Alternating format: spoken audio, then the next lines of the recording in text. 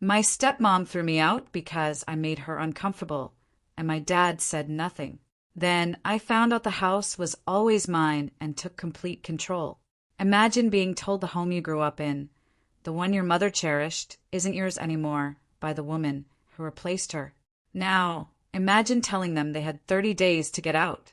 What if I told you that woman, and even my own father, had no idea the house was always mine? So here's the thing about grief. It makes people do really stupid things. My dad's stupid thing was marrying Linda 6 months after my mom passed away. I was 15. I was still wearing black to school, still finding my mom's hair on my pillow sometimes, and this woman was already measuring for new curtains. Linda moved in like she wasn't just moving in. She was staging a full-blown, hostile takeover. The family photos came down first. Every single one. Mom and Dad's wedding photo. My baby pictures with Mom holding me. The vacation photos from that trip to the coast where Mom taught me to bodyboard. All of it boxed up and moved to the attic within her first week. Then my mom's books disappeared from the shelves. Her favorite dishes vanished from the cabinets. Those curtains she'd sewn by hand during my childhood, the ones with the little flowers that she'd spent 3 weekends perfecting, gone overnight, replaced with a sterile, gray, minimalist aesthetic that made our home look like a dentist's office waiting room. "We all need to move forward," Linda announced at dinner one night, using that fake, sympathetic voice that made my skin crawl. Living in a shrine to the past isn't healthy for any of us. We need to create new memories in this space. Fresh energy. Dad just nodded, like a limp puppet on a string. He didn't even look up from his plate. I said nothing, just quietly moved my mom's recipe box to my room that night before it could vanish into whatever void had swallowed everything else she'd touched. That recipe box was the last thing she'd used before she got too sick to cook. Her handwriting was still on the index cards inside. I wasn't letting Linda anywhere near it. The uncomfortable comments started small, subtle enough that if I complained, I'd look crazy. That's the thing about people like Linda. They're smart about how they operate. Never anything overt enough to call out. Just this constant drip, drip, drip of little jabs and passive-aggressive moves that slowly drive you insane while maintaining plausible deniability. I left dishes in the sink once after a late shift at my part-time job. Just once. Linda called a family meeting about respecting shared spaces. An actual formal meeting with an agenda about 2 plates and a fork. I stayed up studying until midnight for finals. Linda complained that my desk lamp bothered her from across the hall, through 2 closed doors, in a house that was 3,000 square feet. She actually used the phrase sleep hygiene concerns with a straight face. Then I came home one day and found my bedroom door didn't have a lock anymore. Someone had removed the entire mechanism. Just gone, like it had never existed. The holes were still there where the hardware used to be, but the lock itself had vanished. Privacy concerns, Linda explained when I asked. Her voice had that syrupy sweetness that made my teeth hurt. We're a family now. Families don't lock doors. It's about trust and openness.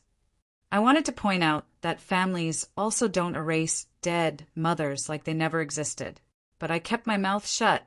I was learning that survival in this house meant staying invisible, meant picking my battles, meant swallowing about 1,000 things I wanted to say every single day. When I turned 17, she ramped up the campaign significantly, stopped being subtle about it. My presence made her anxious. My schedule disrupted her routine. She felt like a guest in her own home. The irony of that last one almost made me laugh out loud. Dad would just sigh and ask if I could try harder to get along with her. This man, my own father, asking me to try harder with the woman who'd thrown away my mother's wedding china because it clashed with her new color scheme. The china that had been in Mom's family for 3 generations, gone in a single afternoon while I was at school. I started spending more time at the library, at friends' houses, at coffee shops, doing homework until closing time. Anywhere but home. Because it didn't feel like home anymore. It felt like enemy territory. like I was an intruder in the house where I'd learned to walk, where Mom had taught me to read, where every corner used to hold a memory, and now every corner just reminded me of what was gone. The worst part was watching Dad just go along with all of it. He'd been my hero once. The guy who taught me to ride a bike, who stayed up late helping me with science projects, who held me when Mom first got diagnosed and promised everything would be okay. That guy was gone now, replaced by this hollow man who flinched whenever Linda raised her voice and couldn't meet my eyes at the dinner table. Then one morning, I walked into the kitchen to grab some coffee before school. Linda was sitting at the table with a woman I didn't recognize. They had floor plans spread out between them. Real estate agent, I figured, looking at the business cards scattered around. Once she goes to college in the fall, Linda was saying, gesturing at what I now realized were plans of our house, we can finally convert that bedroom into a proper home office. The natural light in there is perfect. She was talking about my room. My mom's old sewing room that she'd converted into my nursery when she was pregnant with me. The room where I'd grown up. I got into state school, I said quietly from the doorway. They both jumped. I'm commuting to save money. Living at home. The temperature in that kitchen dropped about 30 degrees. Linda's face went through about 6 different expressions before settling on barely contained rage. The real estate agent suddenly found her paperwork very interesting. That afternoon, Linda cornered me in the hallway outside my room. Her mask was completely off now. No more fake warmth. No more pretend family bonding. I think it's time we had an honest conversation, she said, blocking my path. You need to understand something. This is my home now. I've been patient. I've tried to make this work. But your presence here makes me deeply uncomfortable. I need you to start making other arrangements. I just stared at her. This woman who'd spent 2 years systematically erasing my mother from existence, who'd turned my grieving father into a spineless yes-man, who was now standing in my mother's house, telling me I needed to leave. Before I could respond, Dad appeared from his office down the hall. He'd clearly heard everything. For once, he wasn't looking at his shoes. He wasn't finding somewhere else to be. He was looking right at Linda. Linda, he said. His voice was different. Flat. Cold. Whose name is on the deed? The color drained from her face so fast, I thought she might pass out. Well, both of ours, but wrong, he interrupted. Just mine. This was Rebecca's house. My mother's name hung in the air like a ghost, like she'd walked right into the room with us. She left it to me in trust for our daughter. You're a guest here, Linda. You've always been a guest. I'd never heard him sound like that. Never seen him stand up to anyone, let alone her. Linda's mouth opened and closed. No sound came out. But you said... I said a lot of things, Dad interrupted. I was grieving. I wasn't thinking clearly. That ends now. The next morning, I found legal documents on the kitchen counter. Official-looking, lots of whereas and hereby stamped and notarized and everything. I read through them twice to make sure I understood what I was seeing. Dad had transferred 50% ownership of the house directly to me. At 17 years old, I was now a co-owner of the property I'd grown up in. He must have had these drawn up overnight. Must have called a lawyer the second Linda went to bed. That's how rattled he was after that confrontation in the hallway. Linda moved into the guest room that night. Didn't say a word at dinner. Just picked at her food and excused herself early. She stopped making eye contact with me entirely after that. Would leave a room when I entered. Would eat at different times to avoid sitting at the same table. The temperature in the house was Arctic. But for the first time in 2 years I could breathe. But here's the thing. Dad didn't know. What neither of them knew. What nobody knew, except me and a dead woman.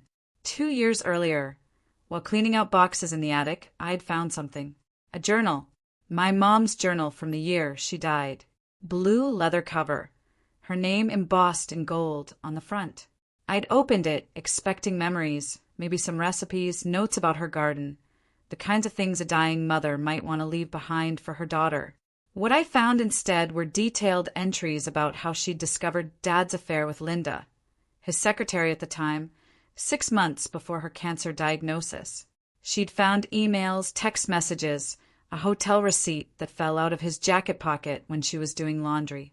My hands were shaking so hard I could barely turn the pages. But I kept reading every word, every date, every piece of evidence she documented with the precision of a prosecutor building a case. I'd kept that journal hidden under a loose floorboard in my closet, waiting, not sure for what, just knowing that someday I might need it, knowing that information was power, knowing that Mom had documented everything for a reason.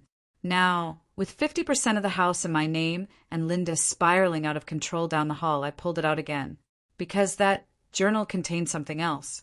Something I'd almost missed the first time I read it. Evidence that Mom had started divorce proceedings. Notes about meetings with a lawyer. Asset lists, property valuations, and, tucked in the back pages, photocopies of documents that suggested she'd planned to leave Dad under very specific conditions. Conditions he'd violated. Conditions that, according to the lawyer's notes, would trigger a clause that could change everything about who owned what. The lawyer's name was inscribed on every page. William Foster, attorney at law. Careful handwriting, detailed notes. A man who clearly knew exactly what he was doing. His office was still listed online. I checked from the library computer. Still practicing family law in the same building downtown after all these years. I called him from a friend's house, not wanting the call to show up on our home phone records. Paranoid, maybe, but I'd learned a lot about self-preservation in the past 2 years. I'd learned that information was currency, that timing was everything, that you don't show your cards until you're ready to play them. Mr. Foster, my name is Mia Callahan. I'm Rebecca Callahan's daughter. The silence on the other end stretched so long I thought we'd been disconnected. I could hear him breathing, could almost hear him thinking. "I've been wondering when you'd call," he said finally. His voice was steady, careful, measured. "How much do you know?" "Everything. I have the journal and your notes." Another pause, longer this time. "Can you come to my office?" "Not today. Saturday morning, when your father usually golfs. We need to talk in person. There are things I need to show you." I agreed. Hung up. Stood in my friend's kitchen with my heart pounding so hard I could hear it in my ears. Saturday couldn't come fast enough. That Saturday, I told Dad I was meeting friends at the mall. Standard teenage excuse. Linda was locked in the guest room like she'd been all week, nursing her wounded ego. Dad barely looked up from his newspaper when I left. He'd been avoiding real conversations since that night in the hallway. Couldn't look at me without guilt written all over his face. Foster's office was in an old building downtown, the kind of building that doesn't exist anymore in most cities. Brass fixtures polished to a mirror shine, dark wood paneling that smelled like lemon oil and old money. The elevator still had an actual operator. I half expected to see men in three-piece suits with pocket watches walking around. His office was on the 4th floor, corner unit, with windows overlooking the courthouse across the street. Foster himself was in his late 60s, with white hair and the kind of calm demeanor that suggested he'd seen it all twice. Nothing was going to rattle this man. "Your mother was an exceptional woman," he said, gesturing for me to sit across from his massive oak desk. "When she came to me with evidence of your father's infidelity, she was devastated, but she was also practical. She knew a divorce would destroy her financially while she was fighting cancer. Medical bills were already astronomical. So she stayed," I said. "Not a question. She stayed, but she wasn't naive. She had me draft documents that would protect you." He pulled out a thick folder and set it on the desk between us. "Your mother owned this house outright before she married your father.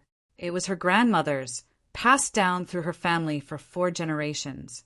She put it in a trust specifically designed to keep it out of the marital estate and away from any divorce proceedings. But Dad said she left it to him in trust for me. That's what those documents, yesterday, were about." Foster's expression hardened, his jaw tightened. "Your father lied.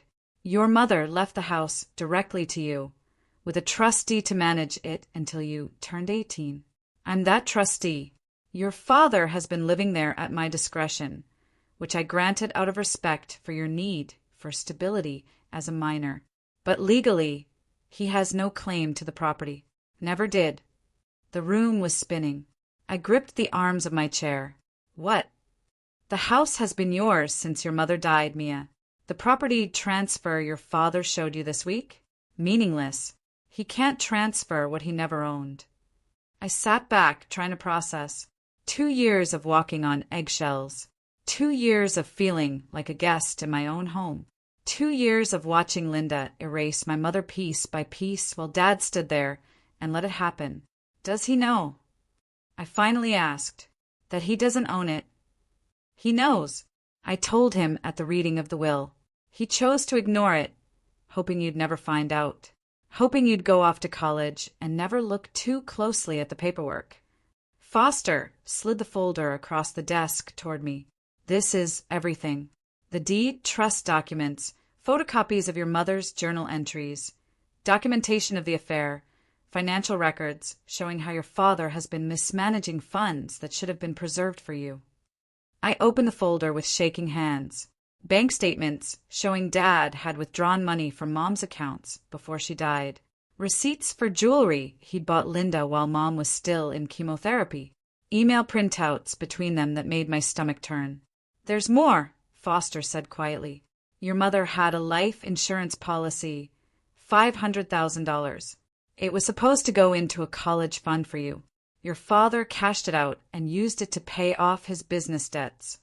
The rage that flooded through me was cold, precise, not the hot anger I'd felt before. This was something different, something calculated. What can I do? I asked. Legally, you can evict them both. Today, you're 17, but as the property owner with documented trustee approval, you have that right. Or you can wait until you're 18 in 4 months and handle it then with full legal autonomy. Either way, they have no leg to stand on. I thought about Linda in the guest room, probably already planning her next move to push me out. I thought about Dad's fake property transfer, his complicity, his weakness, the way they'd been trying to erase Mom while living in her house, spending her money, sleeping in her bed. I want to wait, I said, until I'm 18. But I want everything ready to go the day I turn 18. Foster smiled. It wasn't a warm smile. I was hoping you'd say that. Over the next 4 months, I played the perfect daughter.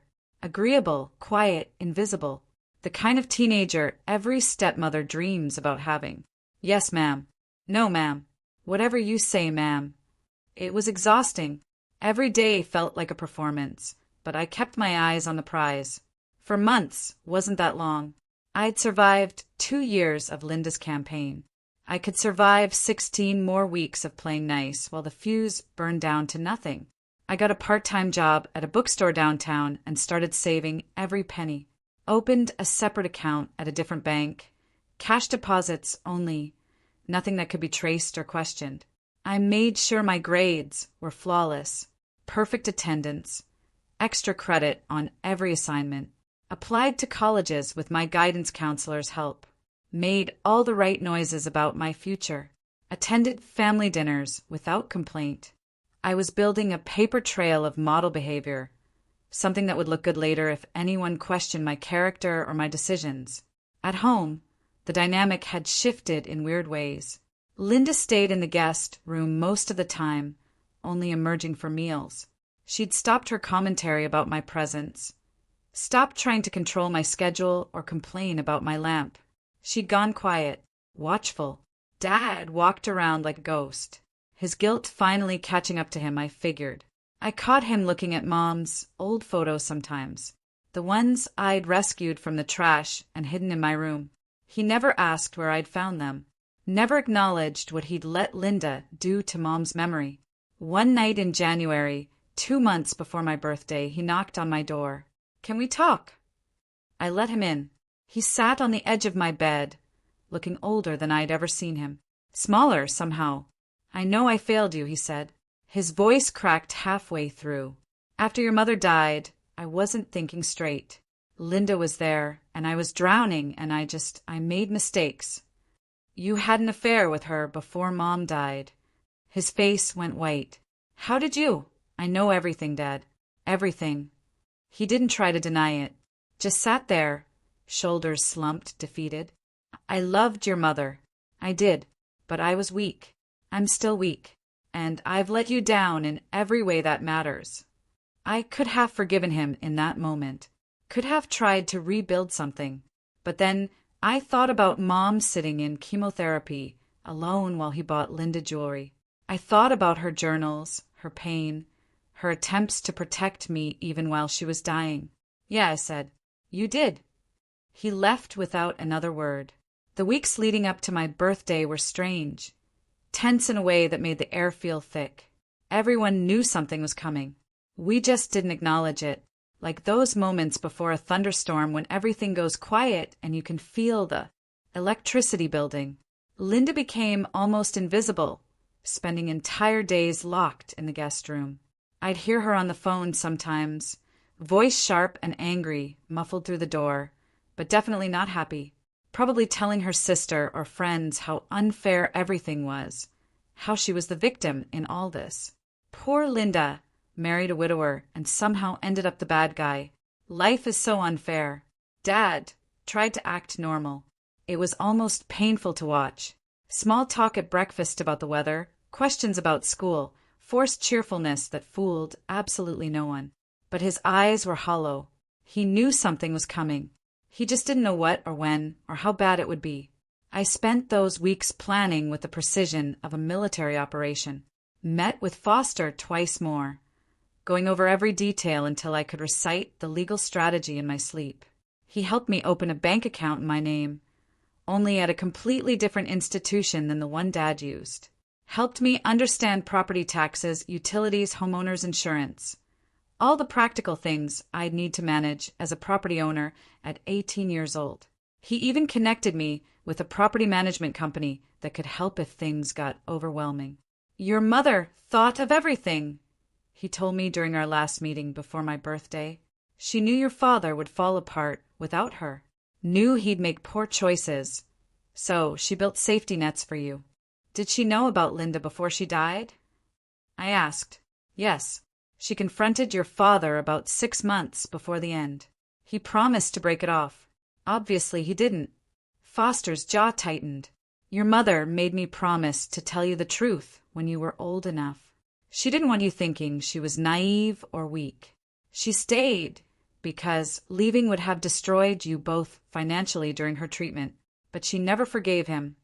I thought about Mom in those last months. How quiet she'd been. How she'd spent hours writing in her journals, making lists, having whispered phone conversations. I'd thought it was the medication making her distant. Now I understood she'd been building a fortress around me, brick by brick, knowing she wouldn't be there to protect me herself. My 18th birthday fell on a Tuesday. I went to school like normal. Came home to find Dad had ordered a cake, made dinner. Linda even emerged from the guest room to sit at the table, though she looked like she'd rather be literally anywhere else on the planet. Happy birthday, sweetheart, Dad said, sliding an envelope across the table. I know things have been hard, but you're an adult now. We're so proud of you. Inside the envelope was a check for $5,000. For college, he said. Help you get started. I folded it carefully and put it in my pocket. Thanks, I said. I actually have something to tell you both. They looked at each other nervously. Good. They should be nervous. I met with William Foster, Mom's lawyer. Dad's fork clattered against his plate. Turns out the house isn't yours, Dad. It never was. Mom left it directly to me. You've been living here at the trustee's discretion. My discretion as of today. The color drained from his face. Linda's hand flew to her mouth. I'm giving you 30 days to move out. Both of you. Foster already has the paperwork filed. You'll find the official eviction notice posted on the door tomorrow morning. You can't do this, Dad said. His voice was cracking. This is my home. No, it's mine. It's always been mine. You lied about that. just like you lied about everything else. Linda stood up so fast her chair toppled over behind her.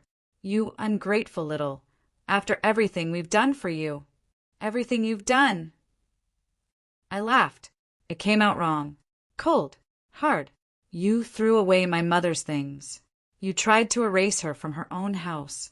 You wanted to kick me out so you could have a home office. Don't talk to me about what you've done. Dad was crying now. Actual tears. Please, we can work this out. I'll do better. You had 3 years to do better. I stood up from the table. You chose Linda over Mom while she was dying. You chose Linda over me after she was gone. Now you get to live with those choices. I walked to my room, locked the door, sat on my bed, and waited for the shaking to stop. They tried everything over the next month, and I mean everything. Dad begged, made promises he had no intention of keeping, swore he'd changed, swore things would be different, swore he'd make Linda leave if I'd just give him another chance. The same empty words he'd been saying for 3 years. Linda threatened legal action until Foster sent her a certified letter outlining exactly how much trouble she could get in for harassment.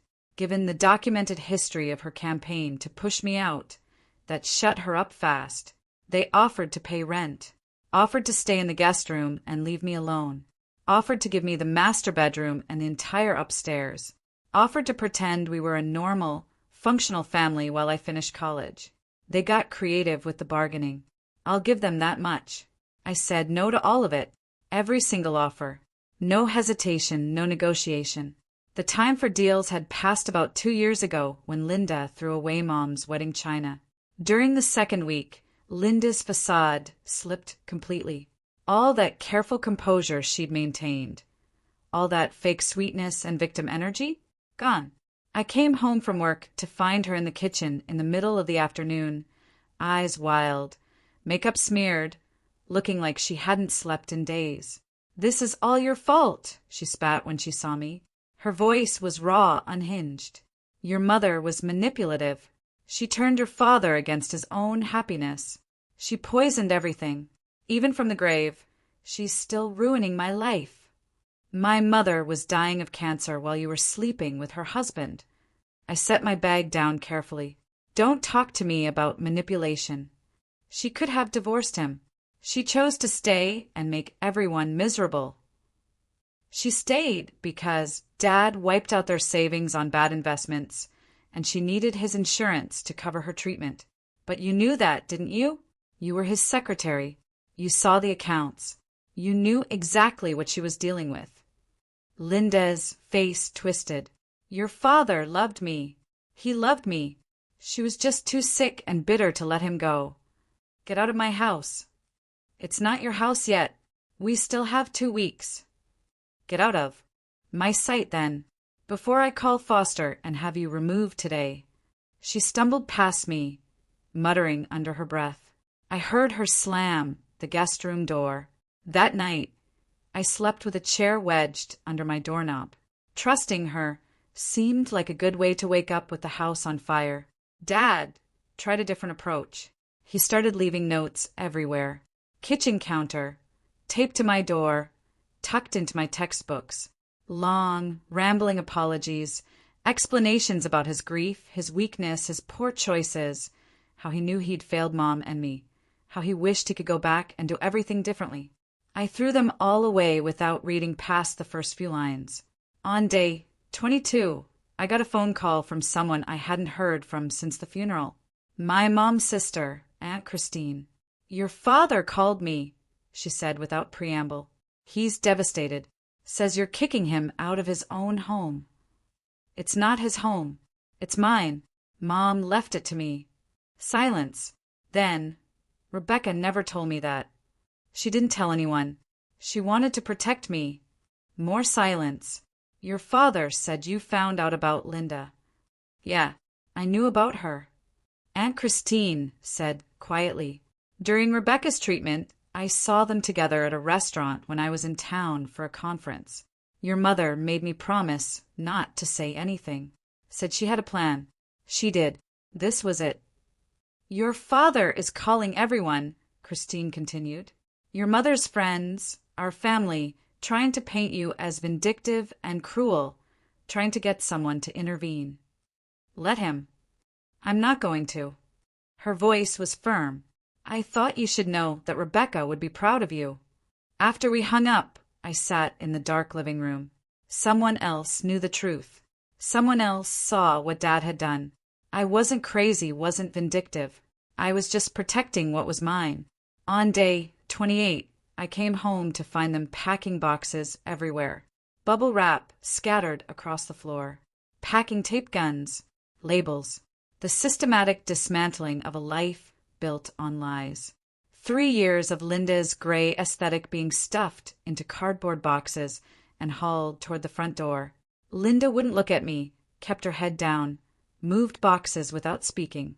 Dad kept starting sentences he couldn't finish, would open his mouth, think better of it, and go back to taping up another box. Where will you go? I asked, not because I cared, just curious how far they'd fall. Linda's sister has a place, Dad said quietly. We'll stay there until we figure things out. It's not far, about 2 hours. What about your business? Selling it to pay back what I took from your mother's accounts. Foster made it very clear that was non-negotiable if I wanted to avoid criminal charges. He's got documentation of everything. Every withdrawal, every transfer, every cent that was supposed to be yours. Good. Linda tried to take some of Mom's jewelry on day 29. Claimed Dad had given it to her as gifts. I called Foster. He sent over a detailed inventory of Mom's possessions that she'd compiled before dying. Every piece of jewelry, every book, every dish, every item of value documented with photographs and descriptions. Everything Linda claimed was on that list. Put it back, I said, or I file theft charges today. She threw the jewelry box at my head. I caught it, put it in my room, locked the door, let her rage in the hallway for 20 minutes before she finally gave up and went back to packing. On their last day, I watched from the porch as they loaded boxes into a rental truck. The house already felt lighter, like it was exhaling for the first time in years. Like Mom's presence was seeping back into the walls now that Linda's gray energy was being hauled away in cardboard boxes. Dad paused at the door on his way out. His face was gaunt. He'd aged 10 years in 30 days. I'm sorry, he said. Your mother deserved better. You deserved better. I know sorry doesn't fix anything, but I needed to say it. Yeah, I said. We did. They drove away. I went back inside and started working immediately. No time to process. No time to sit with feelings. There was work to do. The master bedroom was first. Linda's gray paint went under a warm cream that made the room feel twice as bright. I hung Mom's favorite curtains, the ones I'd hidden in the attic the week after the funeral when I saw Linda eyeing them. Found her bedding in a storage unit Dad had rented downtown and brought it all back. Her quilts, her throw pillows, the Afghan her grandmother had made. The living room was next. Soft sage green, Mom's favorite color. The color she'd always wanted to paint it, but Dad had vetoed. I hung her artwork back on the walls. Her watercolors of the ocean from our vacation. Her pressed flowers in delicate frames. The family photos that Linda had boxed up went back on the mantel. Found her piano at Aunt Christine's house. She'd asked to store it before Dad could sell it. Hired movers to bring it home. It looked perfect in the corner by the window, right where it used to be. The kitchen took the longest. Buttery yellow paint, new hardware on the cabinets, and Mom's dishes. Her grandmother's china that Linda had sold. I tracked them down at 3 different consignment shops around town. Spent weekends driving to antique stores and estate sales. Called every secondhand shop within 50 miles. It took me 2 months and cost most of my savings from the bookstore, but I got every single piece back. Every plate, every bowl, every serving dish. All of it back where it belonged. While I was restoring the house, Aunt Christine showed up with a box of documents. Rebecca made me executor of her estate after you turned 18, she explained, spreading papers across the kitchen table. There are more accounts, more assets than what Foster told you about. She wanted you to have them in stages, so you'd learn to manage money, gradually. What do you mean, more? Turns out Mom came from old money. Her grandmother's estate was substantial. There were properties in 2 states that had been in her family for generations. Investment accounts, a trust fund she'd kept completely separate from the marriage. All of it hidden from Dad. All of it protected. Why didn't she use any of this when she was sick? I asked. If she'd revealed these assets, your father would have claimed them in the divorce proceedings. Community property laws. She would have had to split everything. This way, everything stays with you. Clean, legal, untouchable. Your mother was the smartest person I ever knew. The house was just the beginning. There were rental properties generating monthly income, stocks and bonds, a college fund she'd established when I was born that Dad never knew existed, properties generating passive income, a financial foundation that would support me for the rest of my life if I was smart about it. I enrolled in community college and kept working at the bookstore. My manager, Helen, was a woman in her 60s who'd known Mom from the neighborhood. She'd been at the funeral, had brought casseroles in those first terrible weeks. Your mother used to come in every week, Helen told me one day while we were restocking shelves. Always bought books about business, finance, real estate investing. Said she was planning for the future. I think she meant you. I'm retiring next year, she said a few months later. Been thinking about selling the store rather than closing it. You interested? Foster helped structure the purchase as a loan with manageable payments. I used some of Mom's smaller accounts as a down payment. Helen taught me everything over the next year. Inventory management, vendor relationships, the quirks of the neighborhood regulars who'd been shopping there for decades, the rhythms of the business, the seasonal patterns, everything she'd learned in 30 years of running the place. The sale went through in April, 1 year after my 18th birthday. Helen handed me the keys with tears in her eyes. Make it something special, she said. Your mother would be proud. I renamed it Rebecca's Books within a week. Had a new sign made. Painted the interior in warm, welcoming colors. Created a children's section full of diverse books and comfortable reading nooks, with beanbag chairs and soft lighting. Added a coffee bar in the corner. Hired 2 part-time employees.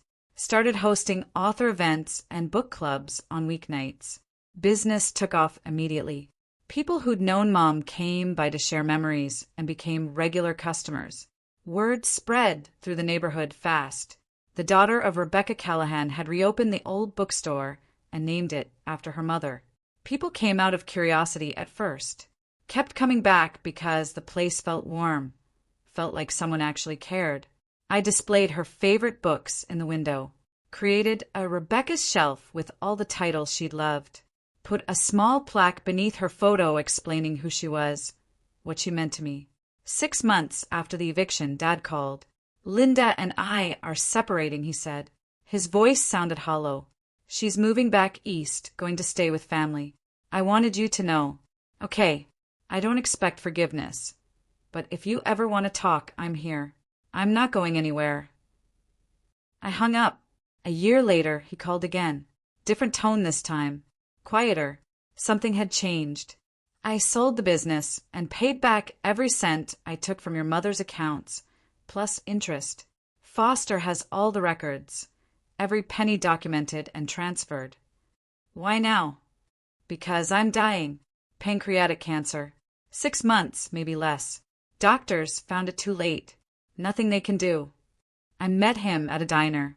He looked terrible, gaunt and yellow, and old, like he'd aged 20 years in 12 months. We talked for an hour.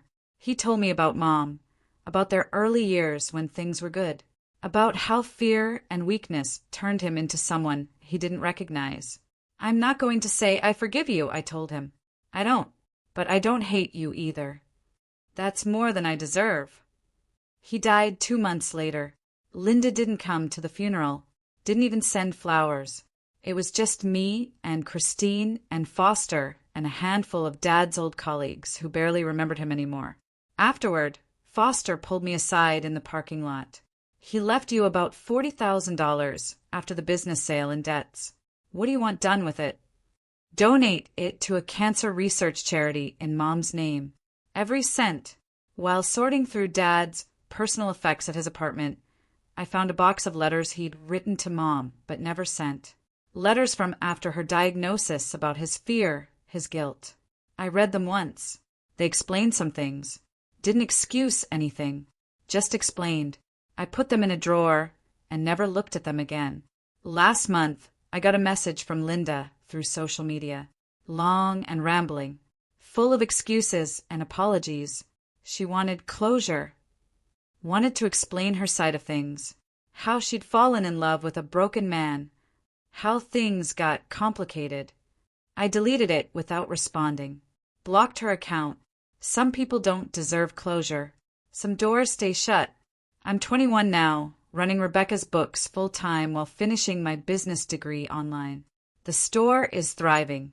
I've partnered with local schools for literacy programs and started hosting writing workshops.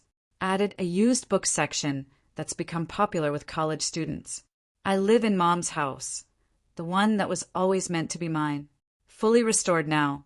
Every room exactly how she would have wanted it. The rental properties bring in steady income. The investments grow quietly. I live comfortably. I still work full-time because I love it, not because I need to. 2 weeks ago, I was restocking shelves when a woman walked in. Mid-40s, nervous energy, professional clothes. She spent 20 minutes wandering around before approaching the counter. Are you Mia?